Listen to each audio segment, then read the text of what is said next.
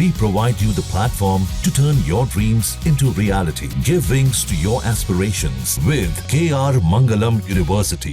बनारस का लंगड़ा आम पूरी दुनिया में मशहूर है। बात की जाए यहाँ के इस लंगड़े आम के नामकरण की तो इसके पीछे जो कालांतर में बताया जाता है कि यहाँ पर एक मंदिर था जहाँ पर आम जो है वो पैदा हुआ करता था। वहाँ एक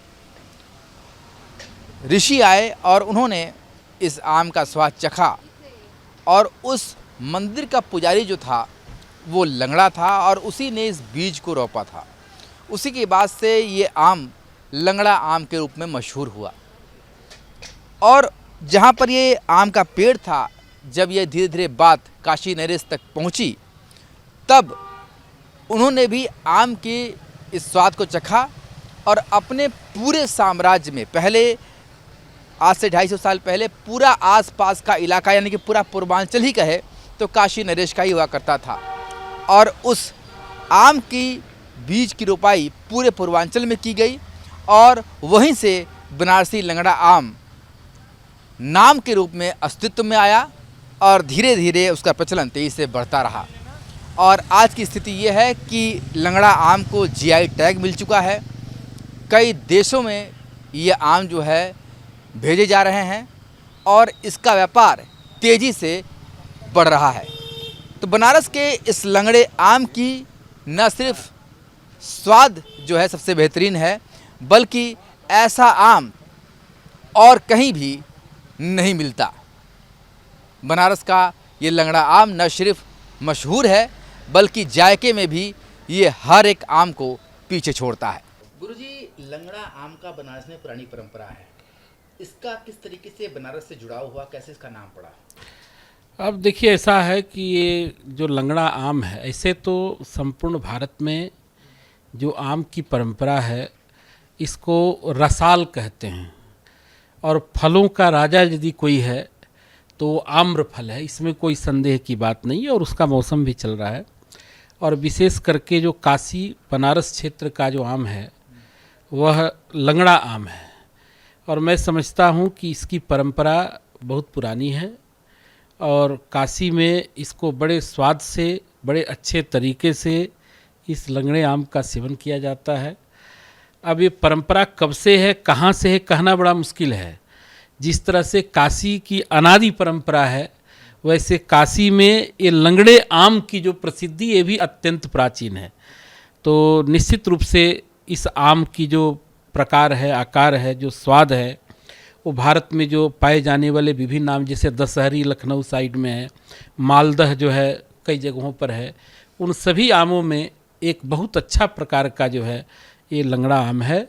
और निश्चित रूप से ये अनादि अविच्छिन्न काशी के परंपरा से निरंतर इसका सेवन काशीवासी करते आ रहे हैं। काशी नरेश से भी खास रिश्ता रहा है इस लंगड़े आम का। अब देखिए, जब काशी की ये फल है और ये जो लंगड़ा आम जिसको आप जानते हैं, तो काशी के जो राजा रहे हैं, जो नरेश रहे हैं, बिल्कुल संबंध रहा है। और काशी के राजा ही नहीं, प्रजा, राजा और आज के समय में जो काशी के नागरिक हैं, सबके साथ संबंध रहा है। गुरुजी, काशी में बनारसी लंगड़ा आम का नाम क्यों पड़ा और लंगड़ा आम का क्या रिश्ता है बनारस? ऐसा है, पूरे भारतवर्ष में एक प्रश्न ये उठता है कि यही क्यों तीनों लोग से न्यारी और सांस्कृतिक केंद्र और इतिहास से भी पुरानी, ठीक है, क्योंकि यहाँ अनुभूत ज्ञान, ईसेंस ऑफ द एक्सपीरियंस लेके बाहर के लोग यहाँ आते हैं और यहाँ के हो जाते हैं। इसीलिए एक तो हुआ किसी कार्य का फल, ठीक है, रिजल्ट। फल के बाद वह सफल कैसे होता है? जब वो सुफल होता है, अच्छा फल होता है। इसीलिए वानस्पतिक दृष्टि से भी देखा जाए तो यहाँ की मिट्टी की खासियत है क्या है कि लंगड़ा आम जो है वो आप कच्चा भी खाइए तो उसकी खटास में हल्की सी मिठास रहती है।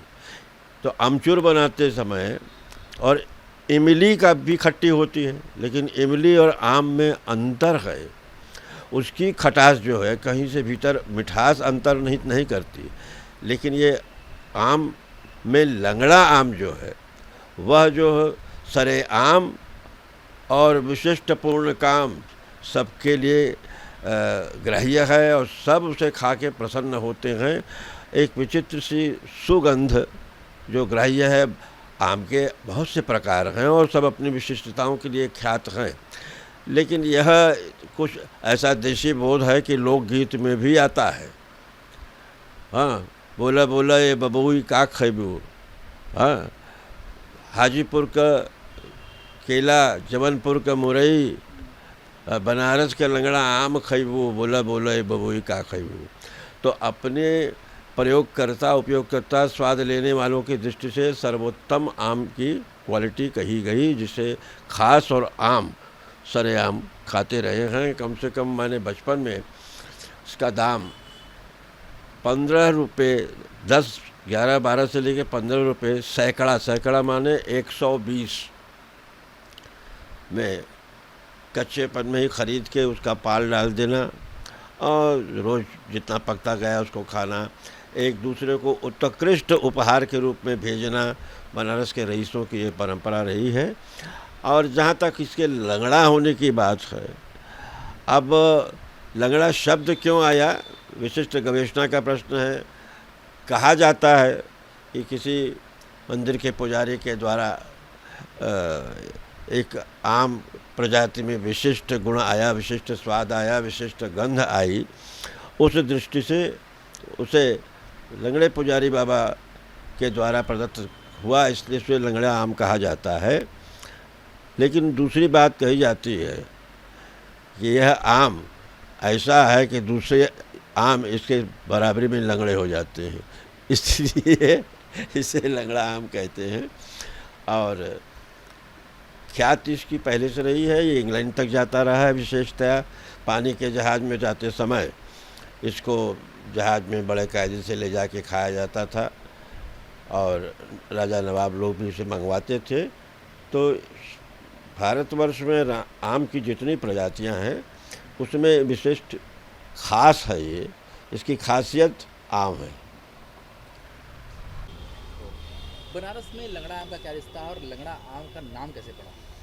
देखिए, जो लंगड़े आम की क्वालिटी है, यानी कि जो उसके अंदर उसकी गुठली पतली होती है, उसका गूदा काफ़ी ज़्यादा होता है और तमाम खाने की चीज़ें उससे बनती हैं, उस क्वालिटी का जो आम है या उस तरह का जो आम है उसके बारे में बहुत पुराने ग्रंथों में भी लिखा हुआ है, लेकिन उसका नामकरण लंगड़ा नहीं था। मिसाल के तौर पर आप चाणक्य की यात्राओं के बारे में पढ़ेंगे, चीनी यात्रियों की यात्राओं के बारे में पढ़ेंगे, तो जब भी वो काशी से गुजरे हैं तो यहाँ के आमों के जो वृक्ष थे, खासतौर पे गंगा जी के आसपास का जो एक समृद्ध इलाका था। अब उस समय की जलवायु अच्छी थी, उस समय का जो कहिए कि वातावरण में जिसको कहते हैं कि हरे भरे चीज़ें ज़्यादा थीं, पेड़ ज़्यादा थे और तमाम चीज़ें थी, तो इसलिए एक क्वालिटी ऑफ जो फूड होता है या क्वालिटी ऑफ फ्रूट होता है वो तमाम इन चीज़ों के सम्मिश्रण से अच्छा होता है। लंगड़ा नाम 250 साल पहले एक किंवदंती है कि एक कोई संत थे जो अपने यात्रा के काल में जो है काशी आए और उन्होंने जो है एक आम का एक साथ में लेकर के आए थे और उन्होंने उसको रोप दिया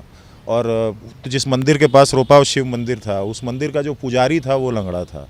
और फिर जब उससे वो पौधा तैयार, पौधा बड़ा आगे हुआ जब और उससे जब फल निकला तो लोगों ने खाया तो लोगों को वो फल बहुत ही अच्छा लगा। वो उस तरह का आम पहले लोगों ने खाया नहीं था, तो इस बात की बड़ी चर्चा हुई। फिर उस ज़माने में तत्कालीन जो महाराज काशीराज थे उनको जब पता चला तो उन्होंने भी उस आम के पेड़ से कलम जो है कटवा करके अपने यहाँ रोपित करवाया, फिर उन्होंने भी खाया, फिर उनको भी और अच्छा लगा। तो चूँकि अब महाराज काशीराज की ज़मींदारी थी काशी आसपास इस पूरे एक इलाके में, आज की डेट में वो 2-3 जनपदों में डिवाइड हो गई है मान लीजिए। तो आप भदोही, बनारस, चंदौली, मिर्ज़ापुर, सोनभद्र तक के आसपास के एक पूरे इलाके को उस समय के हिसाब से देखिए तो वहाँ पर महाराज बनारस के भी भर के लोगों ने आम के बगीचे लगाए और उसके बाद में एक लंगड़ा आम की जो एक प्रसिद्धि जो है वो फैलनी शुरू हुई। अब एक बड़ी लड़ाई चलती है उत्तर प्रदेश में आपस में लंगड़ा और दशहरी को लेकर के, क्योंकि सेंट्रल यूपी में लखनऊ, मलिहाबाद और आसपास के इलाकों में दशहरी जो है वो काफ़ी स्वादिष्ट एक आम माना जाता है।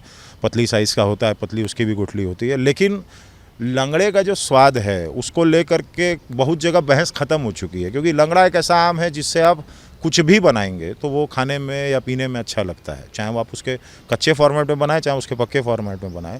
यहाँ तक कि देश के कुछ राज्यों में जहाँ कच्चे आम की सब्ज़ी बनती है या पके आम के और चीज़ें बनती हैं, उनको भी वहाँ भी देखिए ज़्यादा गूदेदार आम पसंद किया जाता है। लंगड़ा उस मामले में हर जगह पे फिट बैठता है, इसलिए स्वाद के मामले में तो आप कहिए तो हर बार लंगड़ा सबसे बेस्ट आम माना जाता है। काशी नरेश से क्या रिश्ता है लंगड़ा आम का?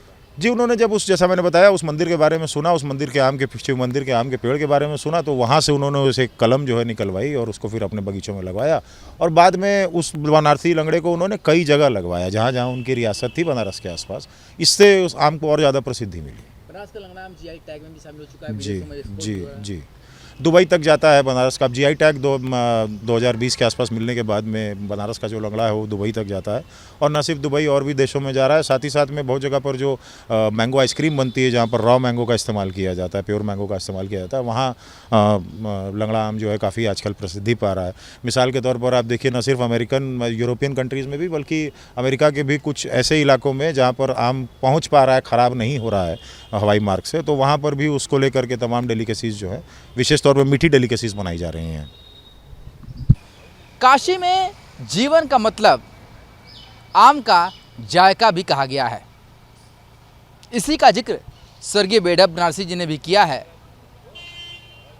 कि काशी कबूनक छोड़िए विश्वनाथ दरबार, जीते लंगड़ा आम मिले मरते गंगा धाम। और इसीलिए बनारस का ये लंगड़ा आम जो आज पूरी दुनिया में मशहूर है, और ये भी कहा जाता है कि इस आम के आगे सभी आम लंगड़े साबित हो जाते हैं, और इसीलिए इस आम का महत्व ही कुछ खास होता है। बनारस जो अपने जायके के लिए भी खास जाना जाता है, और आज ये बनारस का लंगड़ा आम ना सिर्फ बनारस, ना सिर्फ पूर्वांचल, बल्कि पूरे देश सहित विदेशों में भी धूम मचा रहा है।